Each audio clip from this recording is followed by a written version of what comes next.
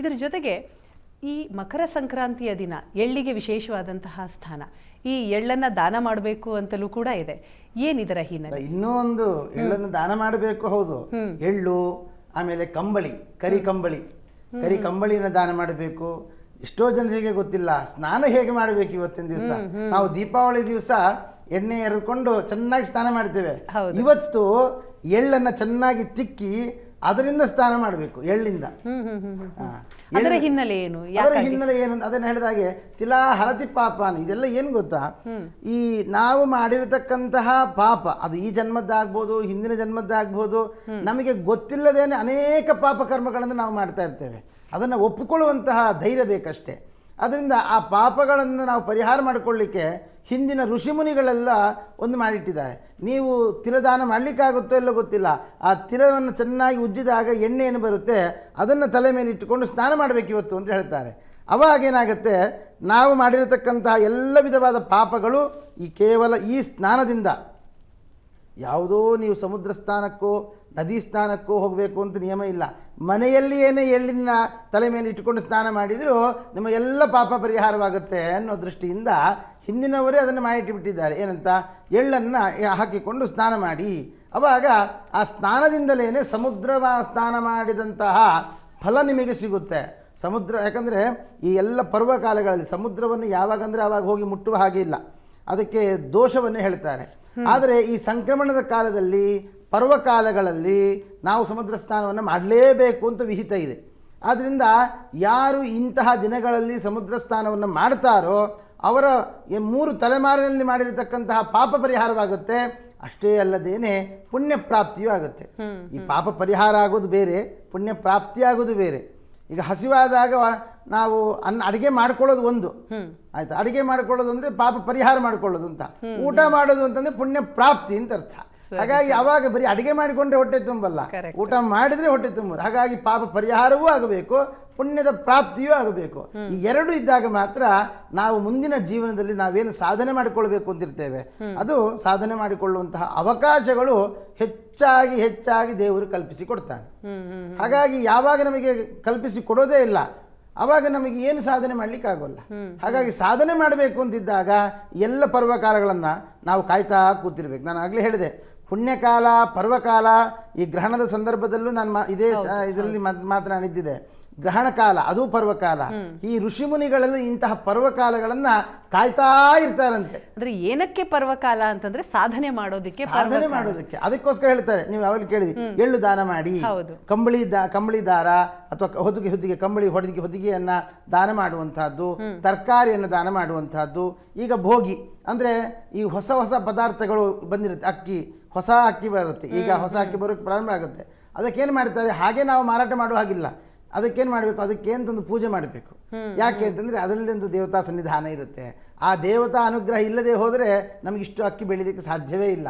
ಅದರಿಂದ ರೈತರು ನೋಡಿ, ನಾವು ಅಂಗಡಿಗೆ ಹೋಗಿ ದುಡ್ಡು ಕೊಡ್ತೇವೆ, ಅಕ್ಕಿ ಕೊಡ್ತೇವೆ, ತೊಗೊಂಬರ್ತೇವೆ, ತಿಂತೇವೆ, ಎಲ್ಲ ಮಾಡ್ತೇವೆ. ಅದು ರೈತ ತಾನು ತನ್ನ ಭೂಮಿಯಿಂದ ಅಕ್ಕಿಯನ್ನು ಕಳಿಸೋದಕ್ಕಿಂತ ಮುಂಚೆ ಅದಕ್ಕೊಂದು ಪ್ರಾರ್ಥನೆ ಮಾಡಿ ಅದು ಉಳಬೇಕಾದರೂ ಮಾಡ್ತಾನೆ.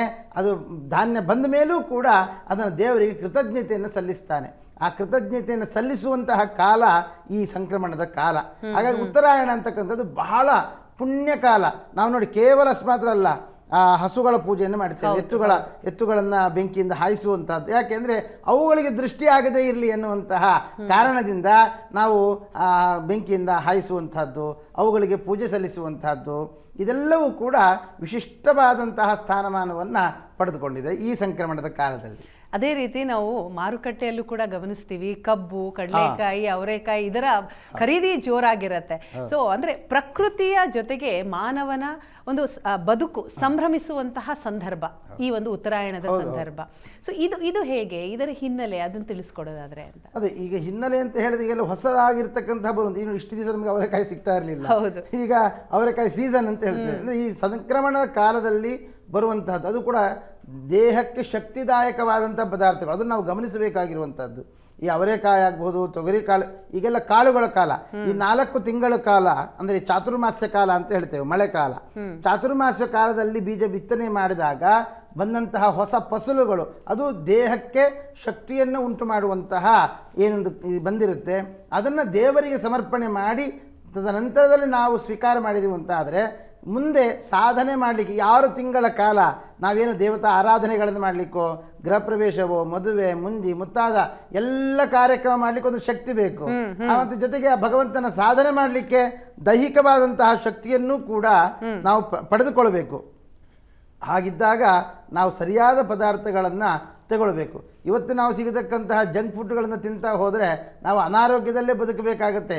ಇವತ್ತಿಗೆ ನಮಗೆ ಖುಷಿಯಾಗಬಹುದು, ಆದರೆ ಅದು ಪ್ರಕೃತಿಯಿಂದ ಬಂದದ್ದಲ್ಲ, ಅದು ಅಪ್ರಾಕೃತಿಕವಾಗಿರುವಂತಹದ್ದು. ಅದು ಪ್ರಕೃತಿಯಿಂದ ಬರುವಂತಹ ಪದಾರ್ಥಗಳನ್ನು ನಾವು ಸ್ವೀಕಾರ ಮಾಡಿದಾಗ ನಾವು ನಮ್ಮ ಜೀವನದ ಶೈಲಿಯನ್ನು ತುಂಬ ಲಾಂಗ್ ಟರ್ಮಲ್ಲಿ ನಮ್ಮ ದೇಹವನ್ನು ಒಳ್ಳೆ ಸ್ಥಿರತೆಯಿಂದ ಇಟ್ಟುಕೊಳ್ಳುವಂತಹ ಅವಕಾಶಗಳು ಇದೆ ಅನ್ನುವಂತಹದ್ದು ನಮ್ಮ ಪೂರ್ವಜರು ತಿಳಿಸಿಕೊಟ್ಟಿದ್ದಾರೆ. ಹಾಗಾಗಿ ನಮಗೆ ಈಗ ಪ್ರತಿಯೊಂದು ಹಂತದಲ್ಲೂ ನಾವು ಸೈನ್ಸನ್ನು ಹುಡುಕ್ತಾ ಹೋಗ್ತೇವೆ, ಲಾಜಿಕ್ಕನ್ನು ಹುಡುಕ್ತಾ ಹೋಗ್ತೇವೆ. ಅದಕ್ಕೆ ಯಾಕೆ ಹಾಗೆ, ಇದಕ್ಕೆ ಯಾಕೆ ಹೀಗೆ ಅಂತ. ಇದನ್ನೆಲ್ಲ ಹಿಂದಿನವರೇ ಈ ಸಂದರ್ಭದಲ್ಲಿ ಇಂತಹ ಪದಾರ್ಥಗಳನ್ನು ನೀವು ತಿನ್ನೋದರಿಂದ ನೀವು ಚೆನ್ನಾಗಿರ್ತೀರಿ, ಇಂತಹ ಪದಾರ್ಥಗಳು ಇಂತಹ ಸಂದರ್ಭದಲ್ಲಿ ಬರುತ್ತೆ, ಆದ್ದರಿಂದ ಇಂತಹ ಪದಾರ್ಥಗಳನ್ನು ನಾವು ಸೇವನೆ ಮಾಡಬೇಕು ಅನ್ನೋದನ್ನು ಹಿಂದಿನವರು ಋಷಿಮುನಿಗಳಾಗಬಹುದು, ನಮ್ಮ ಪೂರ್ವಜರು ಅದನ್ನೆಲ್ಲ ಸರಿಯಾದ ರೀತಿಯಲ್ಲಿ ಮಾಹಿತಿ ಇಟ್ಟು ಕೊಟ್ಟಿದ್ದಾರೆ. ಆದರೆ ನಾವು ಅದನ್ನು ಮರುಪ್ರಶ್ನೆ ಮಾಡ್ತೇವೆ. ಆ ಪ್ರಶ್ನೆಗೆ ಉತ್ತರ ಸಿಗಲ್ಲ ಅಂತ ಆದಾಗ ನಾವು ಪಕ್ಕಕ್ಕೆ ಸರಿಸ್ತೇವೆ. ಹಾಗಂತೇಳಿ ಉತ್ತರ ಇಲ್ಲ ಅಂತ ಅರ್ಥ ಅಲ್ಲ, ಉತ್ತರ ಗೊತ್ತಿಲ್ಲ ಅಂತ ಅಷ್ಟೇ ಅರ್ಥ. ಅದರಿಂದ ಉತ್ತರವನ್ನು ತಿಳ್ಕೊಂಡ್ವಿ ಅಂತ ಆದರೆ ನಮ್ಮ ಹಿಂದಿನವರು ನಮಗೇನು ಮಾಡಿಕೊಟ್ಟಿದ್ದಾರೆ ಅದು ತುಂಬ ಚೆನ್ನಾಗಿದೆ.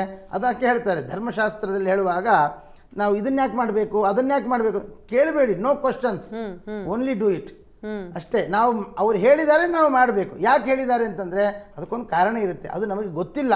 ಹಾಗಾದರೆ ಅದಕ್ಕೆ ಸರಿ ಇಲ್ಲ ಅಂತ ಅರ್ಥ ಅಲ್ಲ, ನಮಗೆ ಗೊತ್ತಿಲ್ಲ ಅಂತ ಅರ್ಥ. ಆದ್ರಿಂದ ತಿಳಿದುಕೊಳ್ಳುವ ಕೆಲಸ ಇವತ್ತು ನೀವೆಲ್ಲ ಮಾಡ್ತಾ ಇದ್ದೇವೆ. ಅದನ್ನೆಲ್ಲ ಉಪಯೋಗವನ್ನು ನಮ್ಮ ವಾಹಿನಿಯ ವೀಕ್ಷಕರು ಪಡೆದುಕೊಳ್ಬೇಕು.